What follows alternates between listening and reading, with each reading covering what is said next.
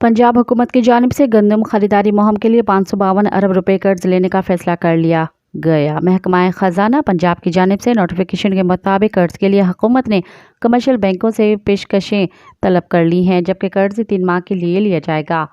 Bank 16 अप्रैल तक पेशकशी जमा कराएंगे। ज़रा महकमा खजाना के मुताबिक नया कर्ज वफाकी हुकूमत की मंजूरी से मशरूत होगा। ज़रा का कहना था कि कर्ज से 350 अरब का पुराना कर्ज पंजाब बैंक को वापस किया जाएगा। नई गंदम खरीदारी के लिए 200 अरब तक मुख्तस होने का इम्कान है, जबकि माली वसाइल के लिहाज से 15 लाख टन खरीदारी हो सकेगी। खरीदारी के हतमी हजम का फैसला पंजाब काबीना अगले चंद रोज़ में करेगी। मज़ीद ख़बरनि ऐं तफ़सीलात लाइ विज़िट कयो असांजी वेबसाइट www.awamiNewsHD.com ऐं ॾिसंदा रहो अवामी न्यूज़ HD।